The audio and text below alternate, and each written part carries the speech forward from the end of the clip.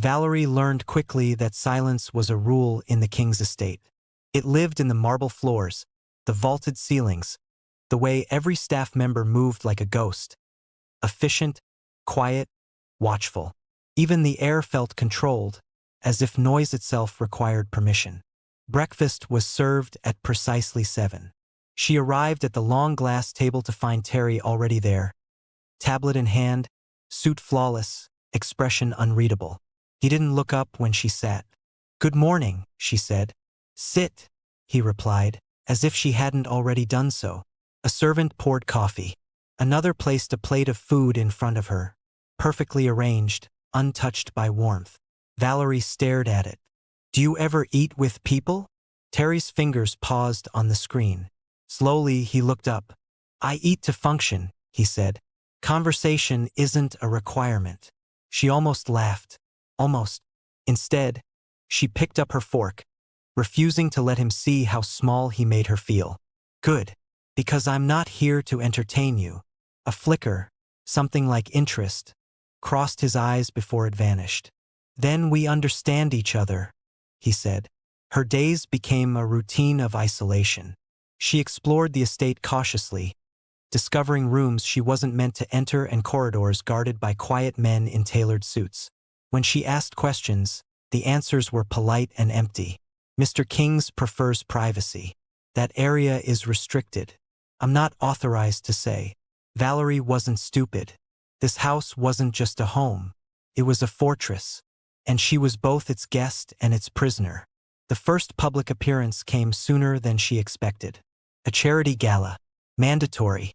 Terry informed her that afternoon, his tone casual, as if announcing the weather. A black dress arrived minutes later. Sleek, expensive, unmistakably chosen to command attention. "You'll stay by my side," he said as she adjusted the neckline in the mirror. "You'll smile when required. Speak when spoken to." "And if I don't?" she asked. His gaze met hers in the reflection. "Then people will ask questions." She turned. "Is that what you're afraid of? Questions?" "No," Terry said quietly. "Answers." The ballroom glittered with power. Valerie felt it the moment they stepped inside. The shift, the stares, the sudden interest. Whispers followed them like smoke. "Terry King's married the wrong sister. Did you hear how fast it happened? She looks nothing like Vanessa." Terry's hand rested at her lower back. Firm, grounding. Too grounding. A man approached, smiling too widely. "Terry, you've been hiding your wife." Terry's grip tightened imperceptibly. "She prefers privacy." Valerie smiled sweetly. "I prefer honesty." The man laughed, startled, then excused himself. Terry leaned closer, his breath warm against her ear. "Careful." "With what?" she whispered back. "Your image." "With provoking me." Her pulse jumped, and she hated that it did. As the night wore on, Valerie noticed something unsettling. Terry watched everything. Every glance directed at her. Every man who lingered too long. Every whispered comment that turned her into speculation instead of a person. When a drunk investor brushed too close, Terry stepped in instantly, his voice low, lethal. The man backed away, pale-faced, mumbling apologies. "You didn't have to do that," Valerie said once they were alone. "Yes," Terry replied. "I did." "Why?" He studied her for a moment, something dark and unreadable in his eyes. "Because you're mine." The words settled between them, heavy, dangerous. "That doesn't mean you own me," she said. His lips curved faintly. "Doesn't it?" Later that night, Valerie stood in the doorway of his study, heart racing. She hadn't meant to snoop, but the door had been open, the lights on, and inside files, boxes, a familiar last name printed across several folders. Woods, her family. She took a step closer, fingers brushing the edge of a document. "Don't." Terry's voice cut through the room. She turned sharply. He stood behind her, jacket discarded, sleeves rolled up, looking more dangerous than she'd ever seen him. "You said I wouldn't be involved in your business," she said. "So why do you have files on my family?" "Because," he replied evenly, Your family is my business now. Her stomach dropped. What does that mean? It means, Terry said, closing the distance between them, that your sister didn't just run away from a wedding. Valerie's breath caught. Then what did she run from? Terry's gaze held hers, unblinking. That, he said, is what I'm trying to find out. That night, alone again, Valerie lay awake staring at the ceiling. Vanessa hadn't disappeared by accident. Her parents were hiding something.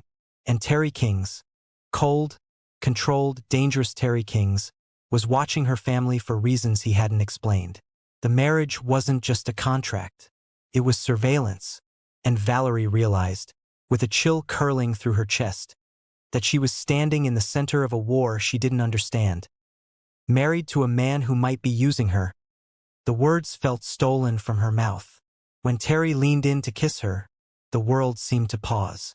The kiss was brief, polite, businesslike, and somehow that hurt more than if it had been cruel. Applause erupted. Cameras flashed. Valerie forced a smile that burned her cheeks as Terry turned to face the crowd.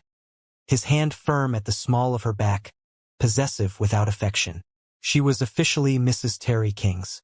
The limousine ride was silent. Valerie stared out the tinted window as the city blurred past. Her reflection ghosted over glass towers and passing lights. Terry sat opposite her, composed, removing his cufflinks with precise movements. You did well, he said finally. The words startled her. She turned, confusion flickering across her face. Excuse me? You didn't flinch. You didn't cry. You didn't embarrass either of us. He placed the cufflinks neatly into their case. That's efficient. Efficient. Her fingers curled into her skirt. I didn't do this for appearances. I know. His eyes lifted to hers, sharp, assessing. You did it because you had no choice. Her breath caught. So let's be clear, Valerie, Terry continued calmly. This marriage is a contract. Nothing more. The car slowed as iron gates opened ahead, revealing an estate that looked more like a fortress than a home. There will be rules, he said. You'll live here. You'll attend events when required. You won't speak to the press unless approved. And you won't involve yourself in my business. And you? She asked quietly. I'll keep your family solvent, he replied. Every debt cleared. Every threat erased. The car stopped. He met her gaze fully now, his voice lowering. In return, you won't fall in love with me. And you won't expect me to fall in love with you. Valerie forced herself to nod, even as something tight and painful twisted in her chest. Good, Terry said, opening the door. Then we won't complicate things.